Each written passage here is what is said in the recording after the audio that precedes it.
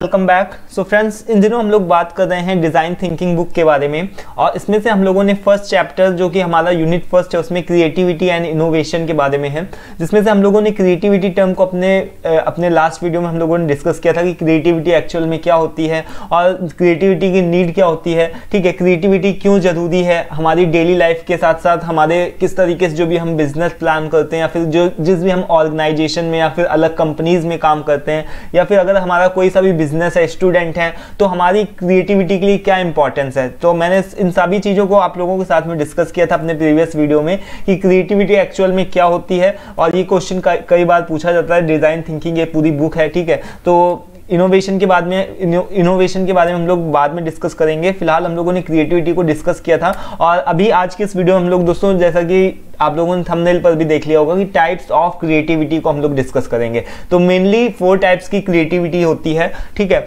जो अलग अलग अगर आप जाओगे तो अलग अलग जगह आपको अलग अलग सारी चीज़ें देखने को मिलेगी। बट अगर आप एक तरीके से कि डिज़ाइन थिंकिंग के बारे में हम लोग बात कर रहे हैं, तो ये पूरी एक तरीके की सीरीज़ है। इसके अकॉर्डिंग अगर हम बात करें तो जो टाइप्स ऑफ क्रिएटिविटी है वो 4 टाइप्स की होती है। सबसे पहले तो एक बार मैं फिर से बता देता हूँ कि एक्चुअल में क्रिएटिविटी क्या होती है। क्रिएटिविटी का मतलब दोस्तों आपको हिंदी में पता होगा कि रचनात्मक होता है। रचनात्मक से मेरा अर्थ ये है कि कोई भी, जैसे कि कोई भी, मतलब हमारे अंदर बहुत सारी क्रिएटिविटी होती है, ठीक है, बट हमको उसको यूज़ करना होता है, अप्लाई करना होता है, ठीक है। लाइक कोई पेंटर है तो वो अपनी अच्छी पेंटिंग किस तरीके से बना सकता है, उसको पता है, उसने सीखी होगी पेंटिंग कहीं से, बट उसमें जब तक वो अपने एफर्ट, अपनी क्रिएटिविटी नहीं लगाएगा तब तक वो एक अच्छा पेंटर नहीं बन पाएगा, ठीक है। तो क्रिएटिविटी क्या है, एक तरीके का थिंकिंग प्रोसेस है, ठीक है। हम उसको अप्लाई बाद में करते हैं, बट सबसे पहले किसी चीज़ को सोचना स्टार्ट करते हैं। लाइक अगर मैंने यहाँ पर कोई सा भी यूट्यूब चैनल खोला है, ठीक है, और यूट्यूब का मैंने एग्जांपल दिया था अपने लास्ट वीडियो में भी कि अगर मैंने यहाँ पर कोई भी एक यूट्यूब चैनल को स्टार्ट किया है और आप देख रहे हो जिस यूट्यूब के अंदर 1 मिलियन 4 मिलियन इस तरीके सब्सक्राइबर्स हो गए हैं, ठीक है, तो वो प्रोसेस जो है वो बाद में हुआ है। ये सारी चीज़ें जो अभी आप देख रहे हो वो सारी चीज़ें बाद में हुए, बट उसके पहले की चीज़ें, उसके बैकग्राउंड अगर आप देखोगे तो वो कहीं ना कहीं कहाँ से स्टार्ट हुआ होगा, क्रिएटिविटी से ही स्टार्ट हुआ होगा, ठीक है। किसी आदमी ने अपना यूट्यूब चैनल को स्टार्ट करने के लिए कितनी ज़्यादा उसमें क्रिएटिविटी लगाई होगी, किस तरीके से उसने अपने इस चैनल को स्टार्ट किया होगा, उसके बारे में कितना सोचा होगा कि कौन क्या क्या कंटेंट रखना है, किस तरीके से उसको एडिट करना है, किस तरीके से पोस्ट करना है। तो मतलब कितनी सारी, मतलब ये तो एक तरीके का एग्जाम्पल है। आप हर एक फील्ड में देखो ना, आप स्टूडेंट हो, हाउस वाइफ हो, कुछ भी हो, ठीक है, तो क्रिएटिविटी हर जगह जरूरी होती है। और साथ ही साथ में जो ये एक तरीके की क्या होती है, थिंकिंग प्रोसेस होती है। तो जो यूट्यूब चैनल है तो वो सबसे पहले उसके बारे में सोचा गया होगा ना, किसी आदमी ने उसके बारे में सोचा होगा कि मैं एक अपना यूट्यूब चैनल को स्टार्ट करूंगा, फिर ये करूंगा वो।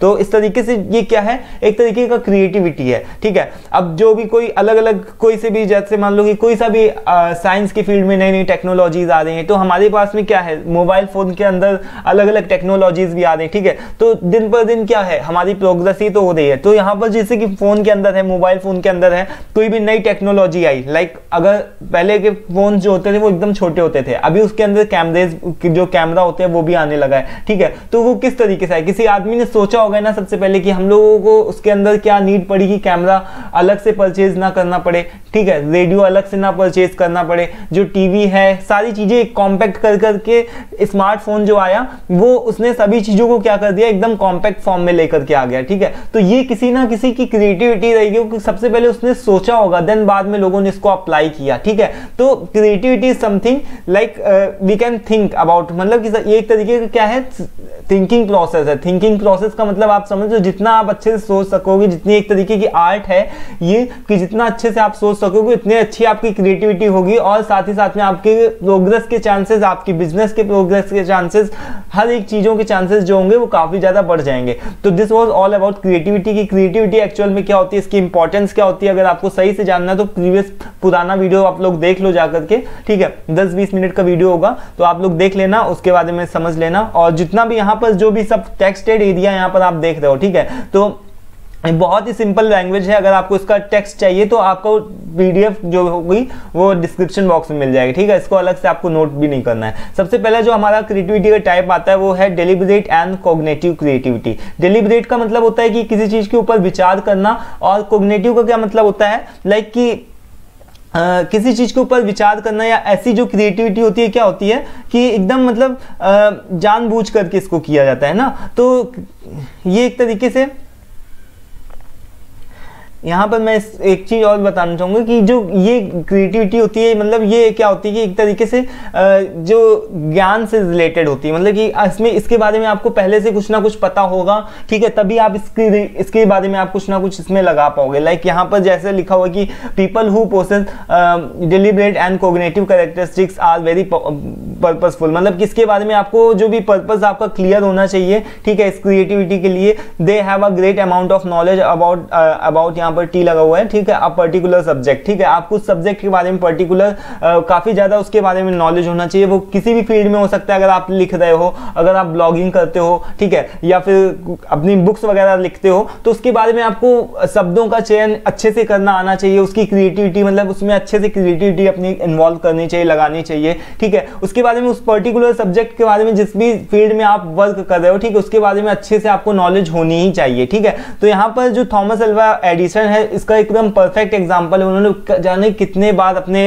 एक्सपेरिमेंट्स को किया, ठीक है। एक्सपेरिमेंट्स को करने के बाद में उन्होंने काफी बाद में जब उन्होंने बल्ब का आविष्कार किया, ठीक है, तो ये चीज उनकी क्या शो करती है कि थॉमस अल्वा एडिसन जो थे वो काफी ज्यादा इंपॉर्टेंट प्रोमिनेंट एग्जांपल है, ठीक है, इस तरीके की क्रिएटिविटी का, ठीक है। He done experiment after experiment before giving electricity, जब उन्होंने इलेक्ट्रिसिटी, मतलब जो इलेक्ट्रिक बल्ब था उसको देने से पहले उन्होंने ना जाने कितने बार अपने जो भी प्रयोग थे वो उसको अप्लाई किया था, ठीक है। तो उसके बारे में इनको काफी ज्यादा नॉलेज हो चुका था, ठीक है, तब जाकर की जो बल्ब है वो हमारे सामने आया, ठीक है। तो यहाँ पर क्या है कि जो डेलिब्रेट और कॉग्निटिव क्रिएटिविटी है, इसके बारे में जो भी क्रिएटिविटी लगाने वाला पर्सन है उसको क्या होना चाहिए, एकदम उसके बारे में जो भी जिस भी फील्ड में वो अपनी क्रिएटिविटी को लगा रहा है उसके बारे में परफेक्ट उसको अच्छे से नॉलेज होनी ही चाहिए, ठीक है। देन सेकंड हमारी क्या आती है, डिलिबरेट एंड इमोशनल क्रिएटिविटी। तो यहाँ पर जो भी ये क्रिएटिविटी इमोशनल, जैसा कि नाम से ही पता चल रहा है कि ये जो क्रिएटिविटी होती है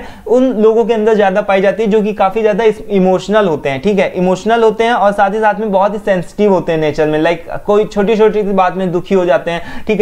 तो इस तरीके की जो भी क्रिएटिविटी होती है ये किन लोगों के अंदर पाई जाती है, ऐसे लोगों के अंदर जो काफी ज्यादा इमोशनल होते हैं और छोटी छोटी सी हल्की सी बात को भी अपने दिल पर ले लेते हैं, या फिर मतलब काफी ज्यादा इमोशनल होते हैं, ठीक है। तो यहाँ पर देख लेना, फॉर एग्जांपल के तौर पर यहाँ पर लिखा हो कि अगर हम कोई सा भी एक ऐसा इंसान है जो कि अपने आप को काफी ज्यादा फील लो करता है, मतलब कि लो फील करता है किसी पर्टिकुलर सिचुएशन के अंदर, लाइक कोई क्लासरूम है उसके अंदर सभी बच्चे आंसर दे रहे हैं बट वो पर्टिकुलर जो भी स्टूडेंट है वो नहीं आंसर दे पा रहा, तो वो अपने आप में गिल्ट सा फील करता है, ठीक है। तो ऐसा नहीं कि वो जो पर्सन है जो आंसर नहीं दे पा रहा तो उसके अंदर कुछ भी कोई भी मतलब बात नहीं है, ऐसा नहीं, तो उसके अंदर भी कुछ ना कुछ कहीं ना कहीं उसके अंदर भी बात होगी, कुछ ना कुछ तो उसके अंदर भी प्लस पॉइंट होगा उसका, ठीक है। तो प्लस पॉइंट इसका यही होगा, और ये साथ ही साथ में उसके अंदर भी कहीं ना कहीं क्रिएटिविटी इसके चांसेस हैं कि उसके अंदर भी कोई अच्छी इमोशनल ये वाली creativity, deliberate and emotional creativity मिल जाए, ठीक है। तो एग्जांपल के तौर पर ऐसे जब भी सिचुएशन आती है, जब हमको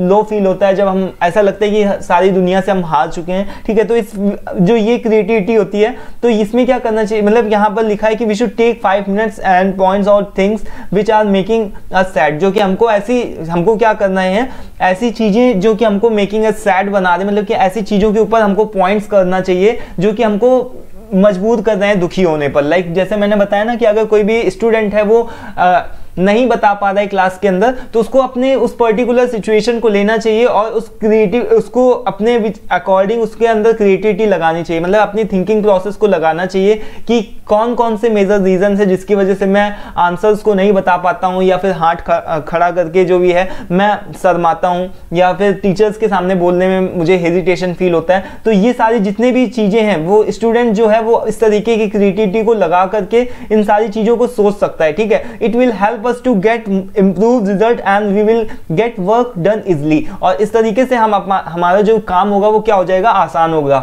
जब भी कोई भी हमारे सामने कोई भी प्रॉब्लम आती है तो उसके बारे में हमको क्या करना है, उसके बारे में सोचना है, ठीक है। उसके प्रॉब्लम को नहीं देखना है, उसके सॉल्यूशन को देखना है। कैसे देखेंगे सॉल्यूशन को, उसके ऊपर अपनी क्रिएटिविटी लगा करके, सिंपल सी बात है, मतलब कि उसके अंदर थॉट प्रोसेस को, अपनी थिंकिंग प्रोसेस को लगाना है, ठीक है। देन जो नंबर 3 पे आती है वो है हमारी स्पॉन्टेनियस एंड कॉग्निटिव क्रिएटिविटी। जो स्पॉन्टेनियस का मतलब क्या होता है दोस्तों, स्पॉन्टेनियस का मतलब होता है जैसे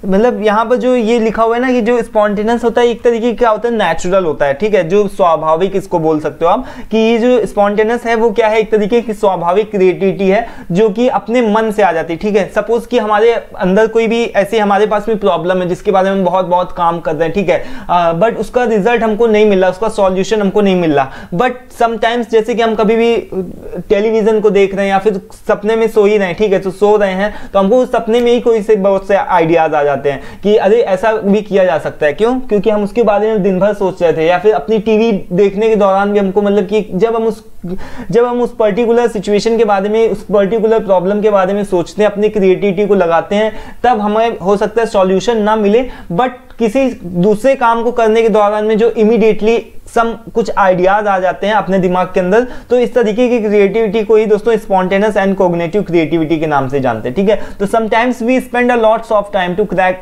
अ प्रॉब्लम, ठीक है, हम ऐसे ही अपने बहुत सारा समय लगा देते हैं किसी प्रॉब्लम को सॉल्व करने के लिए, बहुत सारी बहुत सारा टाइम भी लगा देते हैं और एकदम सोचते रहते हैं, उसके बारे में सोचते रहते हैं, but can not think of any solution, but हमको उसका सॉल्यूशन नहीं मिल पाता। और उसके साथ ही साथ में वाइल डूइंग अदर टास्क, जब हम कोई दूसरा डिफरेंट टास्क करने लगते हैं, लाइक जैसे मैंने बताया ना कि टीवी देख रहे हैं या फिर खेल कूद रहे हैं या फिर और भी कुछ कर रहे हैं, तो वी गेट द सॉल्यूशंस, और हमको उस तरीके के सॉल्यूशन मिल जाता है। जिस तरीके से, जैसे एकदम परफेक्ट एग्जांपल है यहाँ पर न्यूटन का।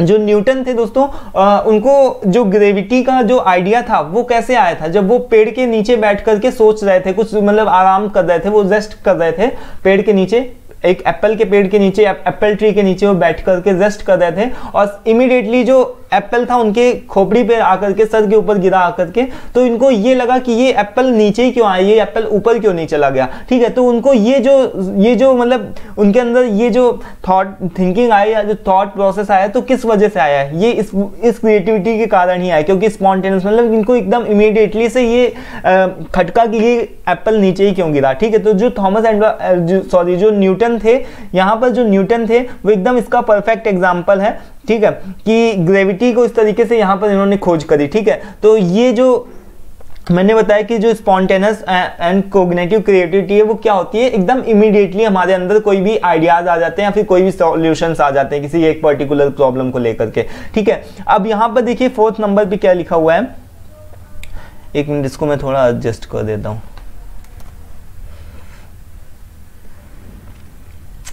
तो यहाँ पर देख सकते हैं आप, जो 4th नंबर वाली क्रिएटिविटी क्या है, स्पॉन्टेनियस एंड इमोशनल क्रिएटिविटी। ये क्या क्रिएटिविटी होती है, स्पॉन्टेनियस का क्या मतलब मैंने बताया कि एक तो आपका मतलब क्या होता है, नेचुरल होता है, जो स्वाभाविक होता है, और इमोशनल का मतलब कि इमोशनल, ठीक है। ये जो क्रिएटिविटी होती है उन लोगों के अंदर ज्यादातर पाई जाती है जो कि कोई तरीके की आर्ट्स को परफॉर्म करते हैं, लाइक जो भी राइटर्स होते हैं, ठीक है, पेंटर्स होते हैं, जो म्यूजिशियंस होते हैं। तो इस तरीके की जो क्रिएटिविटी होती है ना, इसके ऊपर ज्यादातर वर्क करने की जरूरत नहीं पड़ती। जैसे जो म्यूजिशियंस जो भी होते हैं, जब वो गाते हैं ना, तो सपोज कि एक कोई भी सिंगर होगा, कोई भी पर्टिकुलर सिंगर होगा, तो वो सिंगर उसको हम 10 बार गाते हुए सुनेंगे ना, तो 10 बार वो थोड़ा कहीं ना कहीं अपने अलग अलग वे में गाएगा, ठीक है, अलग अलग तरीके से ही गाएगा।